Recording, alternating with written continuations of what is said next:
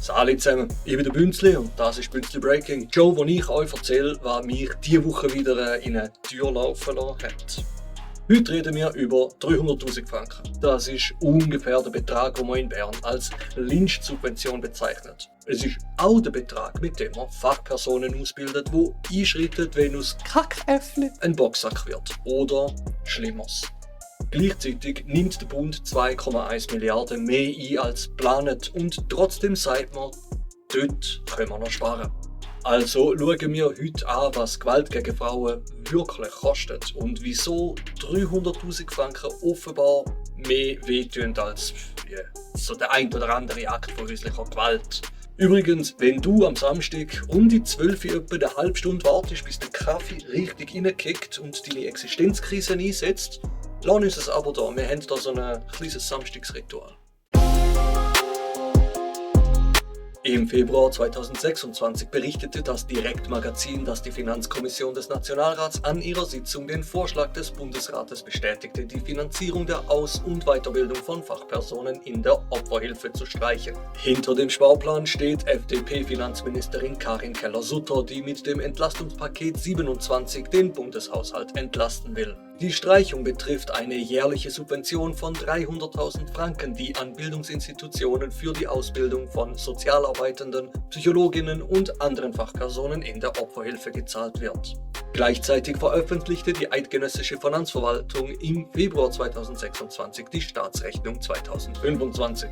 Der Bund erzielte 2025 einen Finanzierungsüberschuss von 0,3 Milliarden Franken statt des budgetierten Defizits von 0,8 Milliarden und nahm insgesamt 1,9 Milliarden Franken mehr ein als geplant. Die ordentlichen Gesamteinnahmen beliefen sich auf 87,8 Milliarden Franken, was 2,1 Milliarden mehr war als im Budget vorgesehen. Zwischen den gesunkenen Ausgaben für die Opferhilfe und den unerwarteten Mehreinnahmen des Bundes entsteht ein Widerspruch.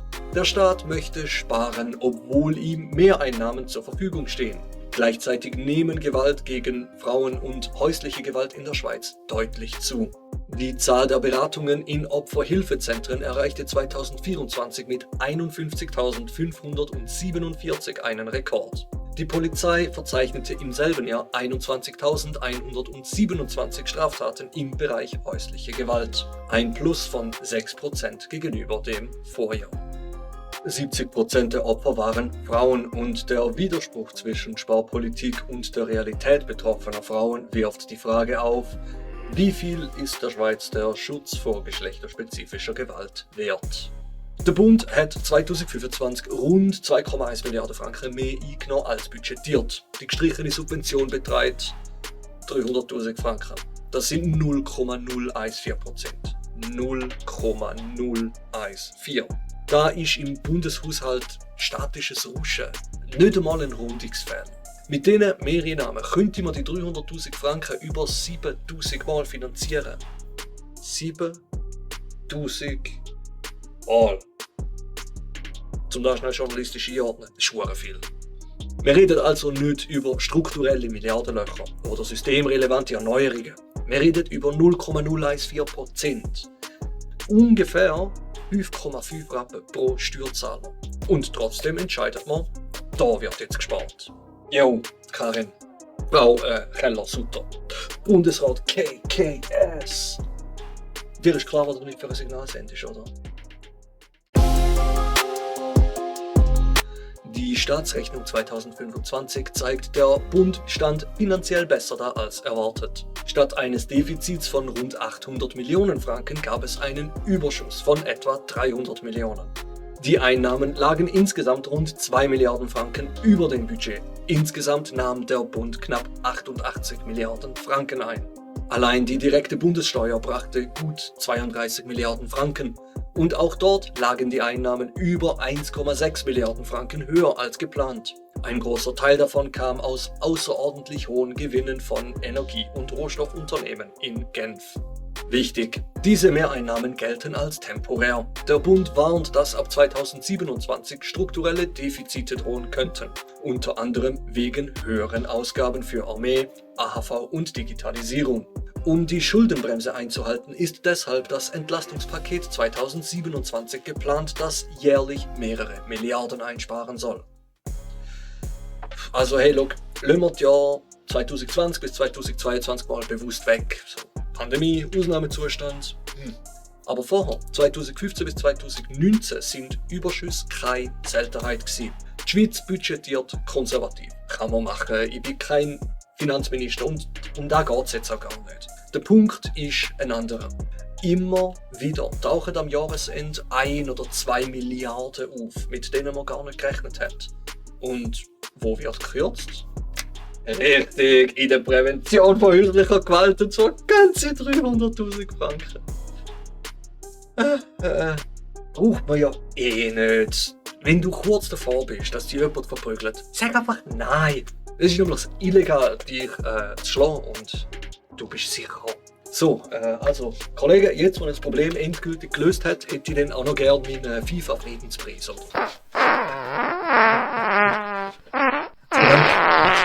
Jawohl, ja, regelt verdient. Nicht jetzt, Mann. Mit solchen Sparmaßnahmen retten wir sicher den Bundeshaushalt, der regelmäßig um Millionen und gelegentlich sogar um Milliarden unterschätzt wird. Die Streichung der Subvention für die Ausbildung in der Opferhilfe ist Teil des Entlastungspakets 27, mit dem Keller-Sutter die Bundesausgaben reduzieren will. Das Direktmagazin beschreibt die Maßnahme als Kleinstsubvention. Jährlich 300.000 Franken sollen gestrichen werden, die bisher an nationale und regionale Bildungsinstitutionen für die Aus- und Weiterbildung von Fachpersonen der Opferhilfe gezahlt wurden. Laut Bundesrat seien die Kantone für den Opferschutz zuständig und müssten künftig die Ausbildungskosten selbst tragen. Das Sparpaket sieht Kürzungen bei mehreren Bereichen vor. Besonders betroffen sind Bildung, Forschung, Umwelt, internationale Zusammenarbeit und Integration. Auch die individuelle Besteuerung und die Integration von Migrantinnen und Migranten stehen zur Diskussion. Die Finanzkommission des Nationalrats folgte dem Bundesrat und lehnte mehr Mittel für die Opferhilfe ab. Der Nationalrat wird in der Frühjahrssession über das Paket beraten. Die SP Schweiz und die SP Frauen planen eine Volksinitiative gegen patriarchale Gewalt und setzen sich für mehr Schutz von Frauen ein. Schau mal da. Kürzungen bei Bildung, bei Forschung, bei Umwelt, bei Integration, jetzt auch noch die Ausbildung in der Opferhilfe. Das tönt nach einem Sparpaket, wo gewisse politische Kreise seit Jahren fordert. Und natürlich würde man sagen, das ist reine Finanzdisziplin, das hat nichts mit Ideologie zu tun. Kann sein. Kann sein. Aber es ist schon bemerkenswert, dass Einschnitt häufig dort landet, wo es um soziale Infrastruktur geht. Nicht bei grossen Steuerinstrumenten, nicht bei sicherheitspolitischen Prestigeprojekten, sondern bei Prävention, Integration und Bildung. Möchtest du das? Zufall? Ich glaube nicht. Die Schweiz erlebt einen Anstieg von häuslicher Gewalt und von Gewalt gegen Frauen. Der zweite Staatenbericht zur Umsetzung der Istanbul-Konvention hält fest, dass alle 2 Wochen eine Frau in der Schweiz an den Folgen häuslicher Gewalt stirbt. 2024 registrierte die Polizei über 21.000 Straftaten im Bereich häuslicher Gewalt. Rund 70% der Opfer waren Frauen und auch Kinder sind in vielen Fällen betroffen. Die Zahl der Beratungen in Opferhilfezentren erreichte 2024 einen historischen Höchststand. Über 50.000 Beratungen wurden durchgeführt. Das Rechercheprojekt Stopp Femizid zählte im Jahr 2025 mindestens 27 Femizide und berichtete, dass bereits in den ersten 6 Wochen des Jahres 2026 5 mutmaßliche Femizide begangen wurden. Die Organisation weist darauf hin, dass in der Schweiz alle 2 Wochen eine Frau durch ihren Partner, Ex-Partner oder ein anderes Familienmitglied getötet wird und dass es keine offizielle nationale Statistik über Femizide gibt. Die Polizei im Kanton Zürich alleine rückt durchschnittlich 20 Mal pro Tag wegen familiärer Streitereien oder häuslicher Gewalt aus. Die Beratungen in den Opferhilfestellen übersteigen die Anzahl der Polizeianzeigen deutlich. Gemäß Daten der Kids2 Stiftung gingen 2024 über 27.000 Anträge auf Opferhilfeberatungen im familiären Umfeld ein. Das sind 2,3 Mal mehr als die knapp 12.000 Personen, die im selben Jahr häusliche Gewalt bei der Polizei anzeigten. Die Stiftung rechnet vor, dass sich die Zahl der angezeigten Straftaten auf bis zu 62.000 oder gar 146.000 erhöhen würde, wenn Dunkelziffern und verschiedene Beziehungsformen einbezogen würden. Es gibt also eine erhebliche Lücke zwischen erfasster und tatsächlicher Gewalt. Faktor 2,3. Und selbst das ist nur die Oberfläche, weil vieles bleibt hinter Türen. Nicht gemeldet, nicht angezeigt, nicht zählt, wir sehen nur, was laut genug war und der Rest bleibt still. Und genau dort muss Prävention ansetzen. Gewalt in Paarbeziehungen verursacht nicht nur menschliches Leid, sondern auch erhebliche Kosten. Die 2013 im Auftrag des Bundes erstellte Studie zu den Kosten von Gewalt in Paarbeziehungen schätzt die jährlichen direkten Kosten durch Polizei, Justiz, Gesundheitswesen, Unterstützungseinrichtungen und Produktivitätsverluste auf 164 bis 287 Millionen Franken. Darüber hinaus fallen immaterielle Kosten etwa aufgrund von Schmerzen, Leid und Angst in der Höhe von fast 2 Milliarden Franken an. Diese immateriellen Kosten entsprechen etwa den jährlichen Ausgaben einer mittelgroßen Schweizer Stadt wie Thun oder Schaffhausen. Die Kids2-Stiftung nennt in ihrem Bericht für 2025 einen Schätzwert von 1.969 Milliarden Franken für die immateriellen Kosten pro Jahr, die im Zusammenhang mit Gewalt in Paarbeziehungen entstehen.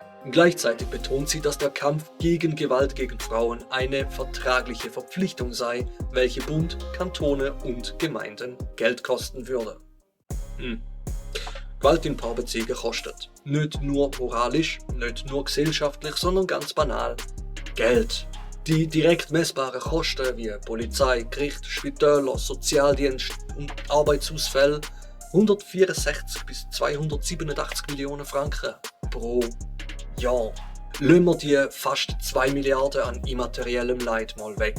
Da ist so ein bisschen zu abstrakt, es ist schwer zu greifen. Bleiben wir mal beim Materiellen und dafür runden wir auf. 300 Millionen Franken. Und dagegen stehen 300.000 Franken für Ausbildung in der Prävention. 300 Millionen, viel Geld, gegen 300.000. Okay, ja, immer noch viel Geld, aber ein Tausendstel. Ich weiss schon, in diesen Kommentarteilen sollte eigentlich ich euch Sachen erklären und einordnen, aber das wird zuerst mal einer mir erklären. Moment. Ich glaube, ich habe die Logik verstanden. Ich kaufe mir jetzt einfach keine Feuerlöscher mehr, weil die sicher sind hure teuer. Und Brand verhindern ist ja nicht wichtig. Schließlich besitze ich keine Sammlung an antiken Gehstöcken, die die Illuminati klauen könnten. Die Istanbul-Konvention verpflichtet Vertragsstaaten, Angehöriger aller Berufsgruppen, die mit Gewalt gegen Frauen und häuslicher Gewalt konfrontiert sind, eigene Aus- und Weiterbildungen anzubieten. Eine Studie des Eidgenössischen Büros für die Gleichstellung von Frau und Mann von 2021 zeigt jedoch, dass die Themen Gewalt gegen Frauen und häusliche Gewalt nur punktuell in Ausbildungsplänen enthalten sind und die Inhalte stark variieren. Zwar wurden in den Jahren 2018 und 2019 1011 Weiterbildungen identifiziert, an denen über 28.000 Fachpersonen teilnahmen, dennoch gibt es keine Garantie dafür, dass alle Fachkräfte innerhalb einer Berufsgruppe diese Themen behandelt haben. Die Teilnahme hängt davon ab, welche Ausbildung absolviert wurde und an welcher Bildungsinstitution. Mit der geplanten Streichung der Bundessubvention entfallen zentrale Mittel, um solche Aus- und Weiterbildungen zu koordinieren und zu fördern. Besonders betroffen wären kleine Organisationen und Bildungsanbieter, die auf den Bundesbeitrag angewiesen sind, um standardisierte Lehrgänge anzubieten. Die Schweiz riskiert damit, gegen ihre völkerrechtlichen Verpflichtungen zu verstoßen und die Mindeststandards der Istanbul-Konvention zu unterlaufen. Aha. Völkerrecht, Schmölkerrecht. Die Schweiz ist schließlich neutral. Das sieht man auch immer wieder, wenn es international um Völkerrechtsverletzungen geht. Aber Ich schweife ab. Da, Menschenrecht. Ui, da geht's doch nur um Frauen, die haben ja auch erst ab den 1970er das Wahlrecht. Also 1991, wenn du Appenzeller bist, Frauenrecht völlig überbewertet. Reden wir doch lieber zuerst mal mit beiden Seiten, oder? 300'000 Franken gespart.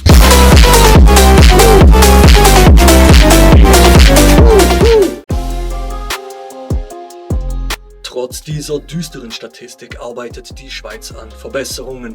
Der Staatenbericht hebt hervor, dass im November 2025 eine nationale Präventionskampagne gegen häusliche, sexualisierte und geschlechterspezifische Gewalt lanciert werden soll.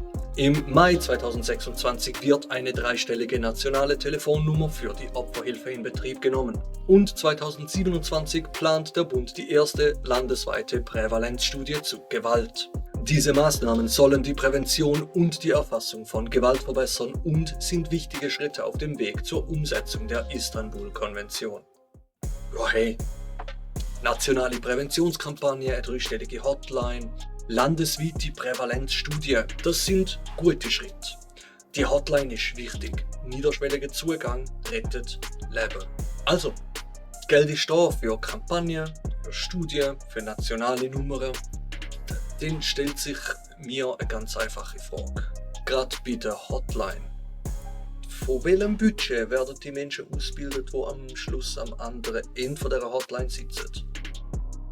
Weil eine Nummer rettet niemand.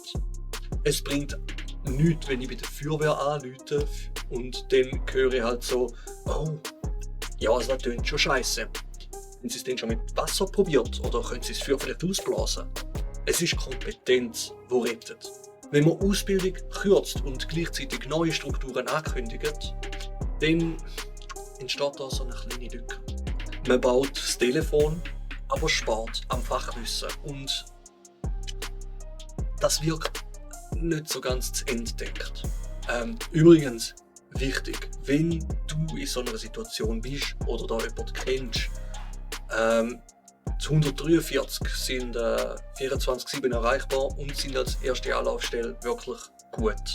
147 wäre die Nummer für Jugendliche. Und natürlich 117 bei akuter Gefahr. Unsere Kritik an Strukturen und der Einsatz von einzelnen Polizistinnen und Polizisten sind zwei verschiedene Sachen. Und bei akuter Gefahr ist die Polizei der schnellste Schutz. Die Kürzung könnte unmittelbare Auswirkungen auf die Qualität der Opferhilfe haben. Die Ausbildung von SozialarbeiterInnen, PsychologInnen, JuristInnen, PolizistInnen und anderen Fachpersonen ist entscheidend für den Schutz von Opfern. Die Studie des EBG zeigt, dass eine punktuelle und uneinheitliche Ausbildung nicht ausreicht. Mit dem Wegfall der Bundesmittel droht ein Flickenteppich, bei dem die Ausbildung vom Wohnort oder der jeweiligen Bildungsinstitution abhängt. Dies widerspricht dem Ziel der Istanbul-Konvention, standardisierte, umfassende Aus- und Weiterbildungen für alle relevanten Berufsgruppen bereitzustellen. Darüber hinaus führen unzureichend ausgebildete Fachpersonen häufig zu falsch eingeschätzten Gefährdungslagen, ineffizientem Interventionsmanagement und zu einer höheren Dunkelziffer von Gewalt. Schon heute ist die Dunkelziffer hoch. Eine gute Ausbildung ist ein zentrales Instrument, um Opfer frühzeitig zu erkennen, ihnen zu helfen und Tötungsdelikte zu verhindern. Ja, man erkennt häusliche Gewalt nicht erst, wenn jemand im Spital liegt. Sie fängt vorher an mit Kontrolle, mit Isolation, mit «Du brauchst deine Freunde, Freundinnen nicht mehr», mit Handydurchsuchen, mit finanzieller Abhängigkeit, mit Drohungen im Kleinen, mit «Es tut mir leid, das passiert nie mehr». Spoiler, es passiert wieder. Gewalt eskaliert, nie spontan, immer schrittweise. Und genau da entscheidet Ausbildung. Wer geschult ist, erkennt Muster. Das ist der Unterschied zwischen Konflikt- und Risikoanalyse, zwischen Gespräch und Gefährdungseinschätzung. Und genau darum sind Schulungen keine Formalität. Sie sind Prävention.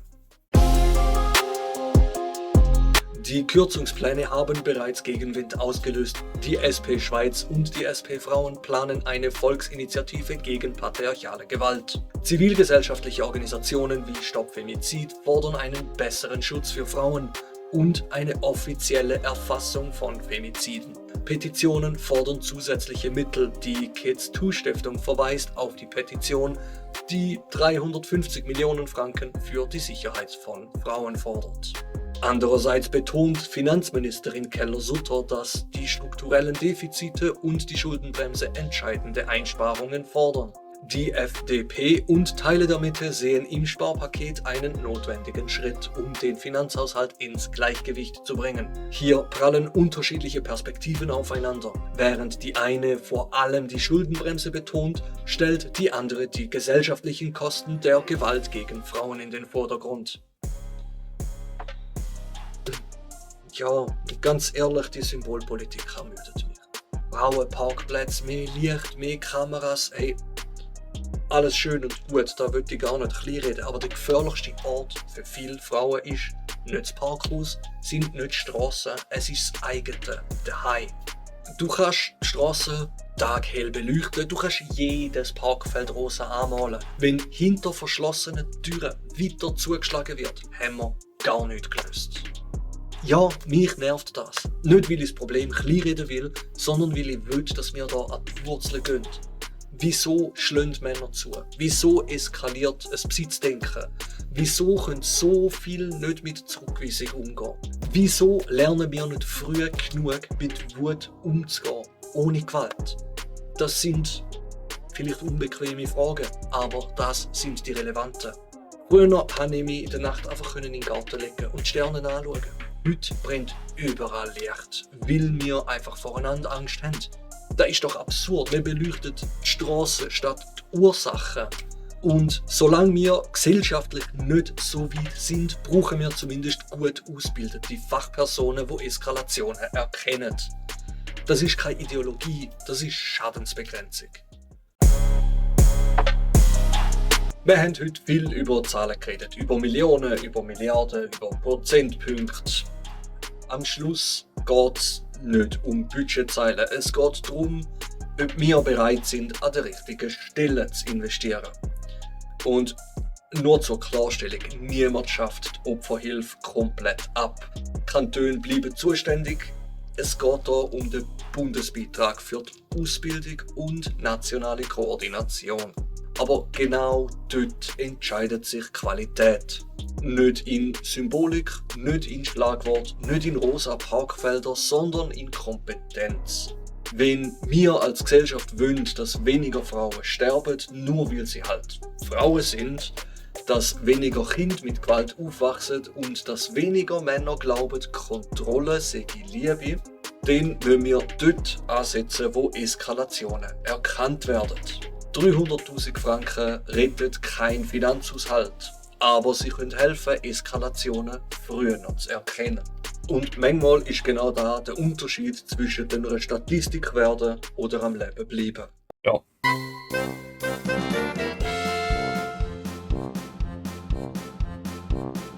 Also ich finde mich mega schade.